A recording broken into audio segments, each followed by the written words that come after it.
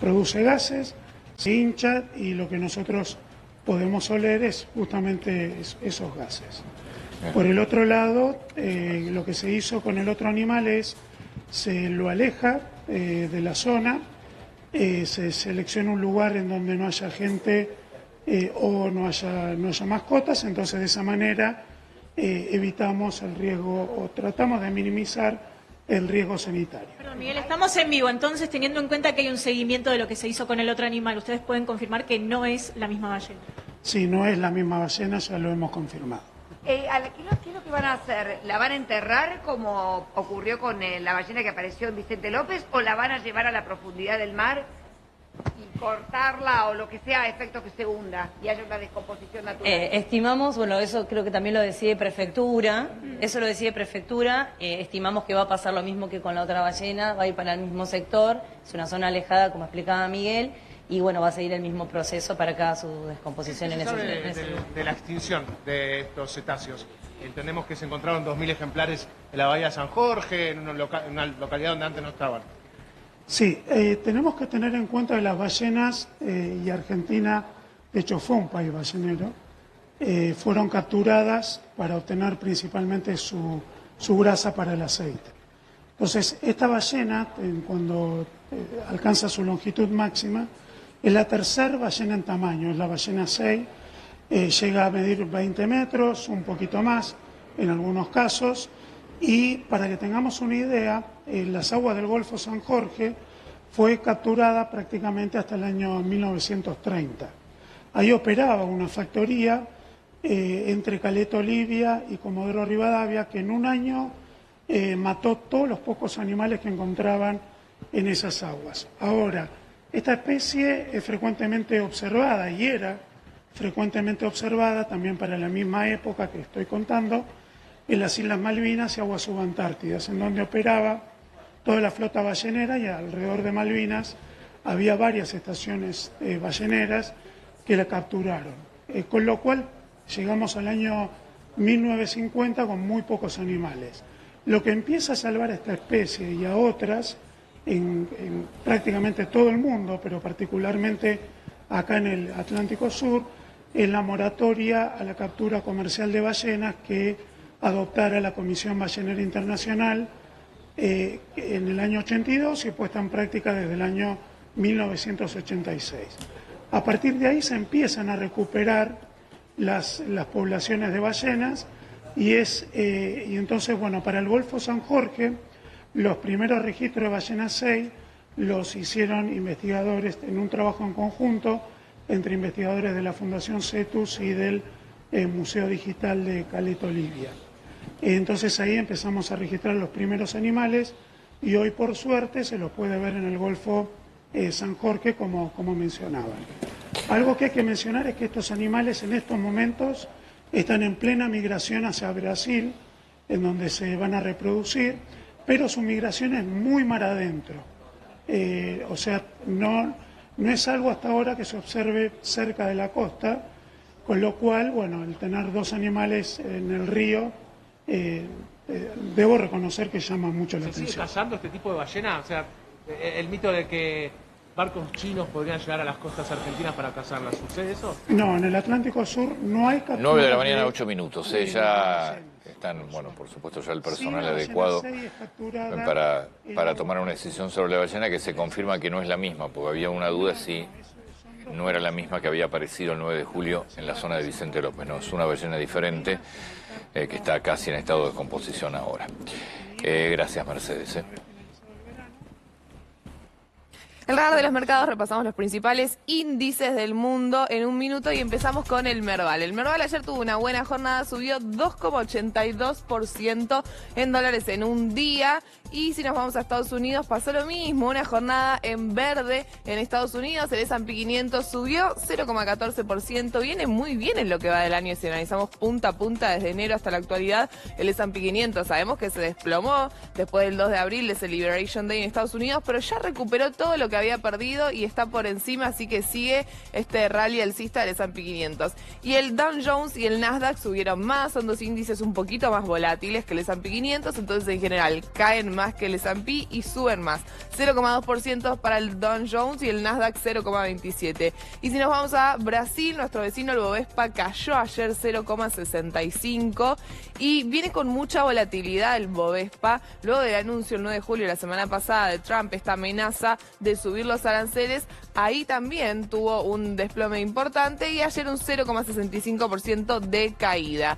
Vamos a Asia, el Nikkei 225 tuvo una caída de 0,28 y el Shanghai 180 0,27. Lo importante para nosotros, el Merval tuvo una buena jornada ayer, 2,82% de suba, y esto también recordá que fue acompañado de un aumento del dólar, cerró en 1.295, el dólar oficial tuvo una suba del 1,6% en un solo día, quedó más caro que el dólar MEP que cerró en 1.288, así que quien tenga que comprar dólares siempre te conviene buscar el más barato y hoy es el dólar MEP a 1.288.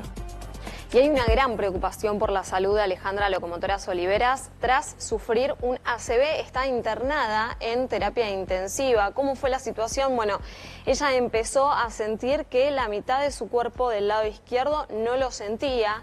Ahí es cuando los familiares deciden llamar al SAME y deciden internarla. Bueno, a partir de ahí, terapia intensiva. Efectivamente había sufrido un ACV y este es el parte médico del hospital donde se encuentra internada. Se constató un síndrome confusional asociado a una pérdida de movilidad de toda la parte izquierda del cuerpo. Se hicieron inmediatamente diferentes estudios, que incluía tomografía, resonancia, donde se constató un ACV isquémico del lado izquierdo. Actualmente la paciente se encuentra estable. Va a pasar a unidad de terapia intensiva, pero tiene pronóstico reservado y hay que ir viendo momento a momento la evolución que va surgiendo, sobre todo estas 48 horas que son trascendentales. Bueno, y este diagnóstico, Bernie, se dio justo en un día clave para Locomotora Oliveras.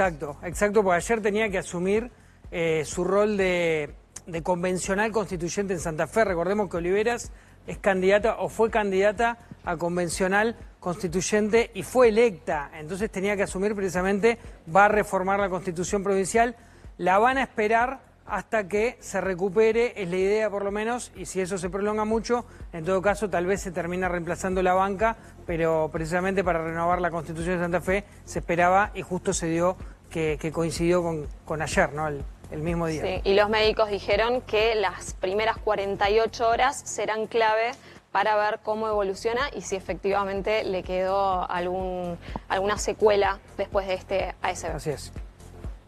Darío. Bueno, Antonio, nos preguntábamos, ¿viste? ¿Cómo hace Pedro Sánchez para resistir semejante nivel de escándalos de todo tipo que realmente tienen absolutamente a todos los integrantes de su círculo familiar y político involucrado? Bueno, tiene que ver con que él hizo pactos muy hábiles, muy impúdicos, uno podría decir, que lo sostienen en el poder. Y ayer se conoció un acuerdo importantísimo que podría cambiar, te diría, el mapa tributario de España. Básicamente es un acuerdo a través del cual le concedería a Cataluña casi que una autonomía total en materia tributaria y fiscal. ¿Cómo es el sistema en España? Bueno, son 17 comunidades autonómicas, hay 3 que están exceptuadas del régimen común por cuestiones históricas. Una es el País Vasco y otra es Navarra, y la tercera es Canarias, que tiene que ver básicamente con la cuestión geográfica, que está muy, muy lejos y está en la costa africana. Pero sacando el País Vasco y Navarra, todos los demás básicamente tienen el mismo sistema. Los impuestos son directamente todos transferidos y recaudados en los hechos por el Estado Nacional, y como es un poco en la Argentina, hay un régimen de coparticipación donde después eso se va distribuyendo. Bueno, ¿qué es lo que acordó ayer con Cataluña? Entregarle a Cataluña la llave para que todo lo que se produzca, digamos, se tribute en Cataluña sea recaudado por el gobierno catalán, y que en todo caso el gobierno catalán le haga una transferencia al gobierno nacional por las funciones que cumple el gobierno nacional. Pero van a pedir todo el resto de las provincias lo mismo.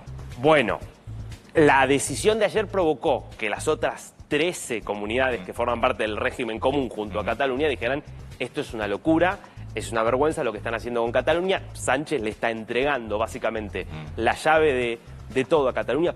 ¿Por qué? Porque son los votos catalanes los que lo sostienen en el poder, siendo que él tiene menos bancas que el Partido Popular. El gobierno dice, bueno, nosotros avanzamos primero con Cataluña, pero después le vamos a ofrecer todo lo mismo a las otras comunidades. Lo que muchos están diciendo es, bueno, pero eso va a terminar desfinanciando al Estado Nacional. ¿Cómo vas a terminar haciendo esto? Bueno, claramente Pedro Sánchez no está pensando en cómo se va a sostener el fisco español en 5 o 10 años, está pensando solamente en su supervivencia en el poder. Hay una cláusula además muy interesante que habla de la locura que está hoy gobernando, digamos, en España, que es que le estarían también negociando que haya cláusulas básicamente para impedir que las comunidades autónomas puedan bajar los impuestos más de determinado punto. ¿Por qué? ¿Por qué está pasando? Madrid, por ejemplo, pero hay otras comunidades también gobernadas por el Partido Popular, están bajando muchos impuestos en esta competencia de la que hablábamos antes, atrayendo inversiones, y en vez de bajar todos los impuestos dicen no les dejes bajar impuestos a ellos, así nosotros no perdemos negocio. Bueno, todo sea por permanecer en el poder. Qué bárbaro es lo que le ha hecho España a Sánchez. Totalmente, porque obviamente vos tenías un sector en algunas comunidades autónomas, sobre todo Cataluña, muy radical en su posición obviamente independentista, que históricamente los gobiernos nacionales decían, bueno, no, esto no podemos hacer lugar porque vamos a destruir España. Nunca nadie dijo avancemos. Este se dio cuenta de que sin que le dieran los números para mantenerse en el poder por el voto, podía de esta forma hacer acuerdos que comprometen todo el sistema, porque estamos hablando de lo tributario, pero todo lo que está haciendo, por ejemplo, con las lenguas autonómicas y con la enseñanza del catalán y del español, está haciendo lo mismo. Pero te desfinancian el Estado. O sea, literalmente vos estás yendo hacia la destrucción tributaria, pero insisto también, el sentido nacional. Antes había una cuestión de defender la lengua española, que lo habían mantenido todos los gobiernos, de derecha y de izquierda. Con Sánchez se está rompiendo todo, insisto, para poder obtener un puñado de votos en el Parlamento que lo eviten una destitución.